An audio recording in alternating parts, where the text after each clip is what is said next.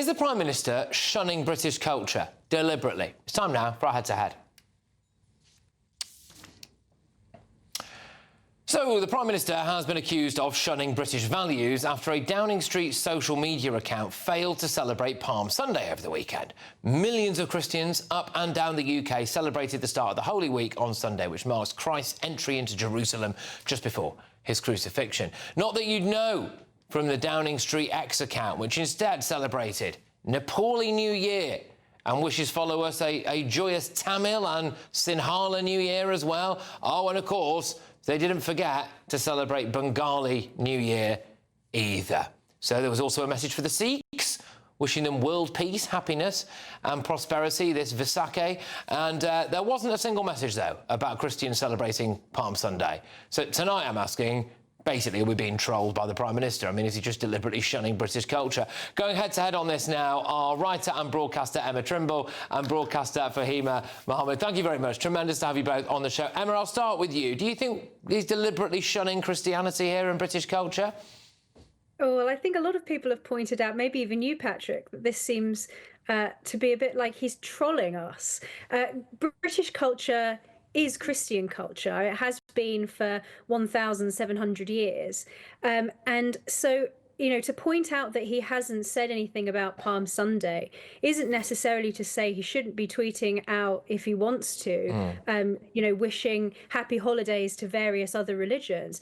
But it's a very, very glaring absence, not only from the Prime Minister, but maybe even more glaringly so from the King, who didn't mention Passover. So it's not the case that he's wishing happy holidays to every single minority group. But as the head of the Church of England, the King didn't even mention Palm Sunday. And this is the most important week in the Christian calendar. So it's a very glaring and notable absence. Yeah, Fahima, your views on this. I mean, to me, if you are going to even mention, you know, Nepali New Year, which, you know, happy New Year to the, roughly speaking, 70,000 Nepalese people that we do have in Britain. But if you're then going to not mention Palm Sunday, that does seem like a deliberate oversight, does it not? Not really, because people don't understand how the actual politicians work. At the end of the day, we are a multicultural society, and politicians will actually endorse and acknowledge and validate their diplomats, their ambassadors, all of the dignitaries that's across the world that are living here. And normally the host country would do that without having to recognise much of its own country, because at the end of the day, you don't need a press release to be powerful in your faith, especially if you are actually practising it.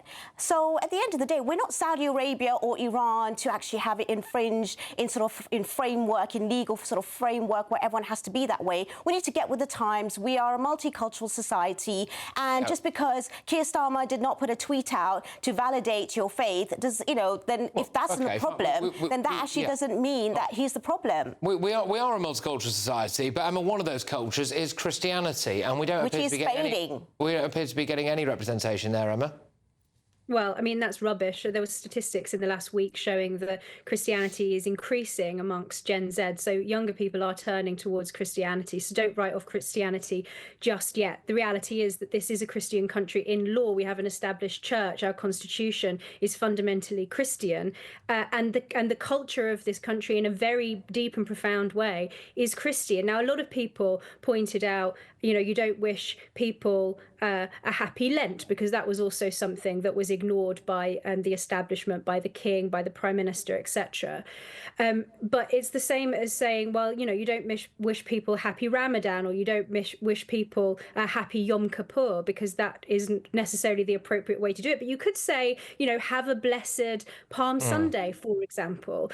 So, you know, I just don't buy this trash argument that this is political. And even if it was political, that's just to say that the Prime Minister doesn't regard Christians that are still the majority religion in this country, as being a politically significant group, enough to at least acknowledge. So when people talk about multiculturalism in general, they all talk about recognition, about people needing to be seen. But of course, that's not something that counts when you're talking about the majority Christian population. OK, Fahima, it appears to me that Keir Starmer, in this particular version of the Labour Party anyway, has decided that pensioners don't vote for him, so they've slammed them. Decides that farmers don't vote for him, so they've slammed them. That private school parents don't vote for him, so they've slammed them. This might be an indication that he doesn't really expect Christians to vote for him either, so he's not bothered about it, just pandering to, I think, minorities in British society. Would you agree? No, not really, because as Emma just mentioned, majority of people in this country are Christian. They are actually English-born, and they were the ones that predominantly voted for Keir Starmer in the first place. So you cannot even put that across, because that actually sort of like, you know, doesn't make sense, to be honest.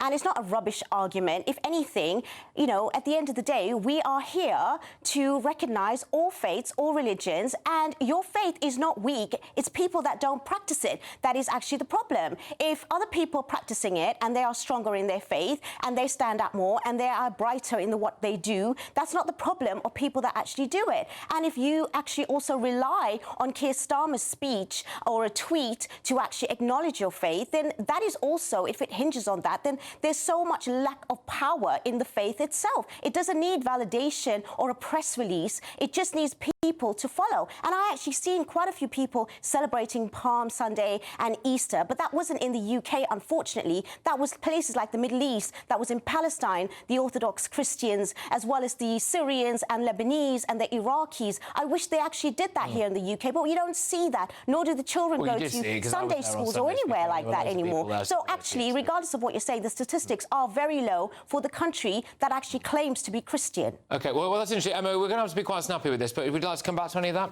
Well, I think if you're not seeing it here, it's because you're not looking. I think people are ignorant of the traditions of this country, probably including many of the political elite who don't know about Holy Week, who don't know about Palm Sunday, because people have abandoned their own traditions and their own religion.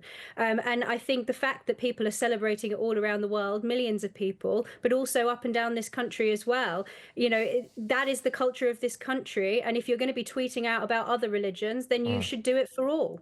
Okay, especially the majority of this country. All right, well, both of you, thank you very much. Exactly the kind of head-to-head that we were after. It always delivers, so great stuff. That is writer and broadcaster Emma Trimble and the broadcaster Fahima Mohammed. Thank you again.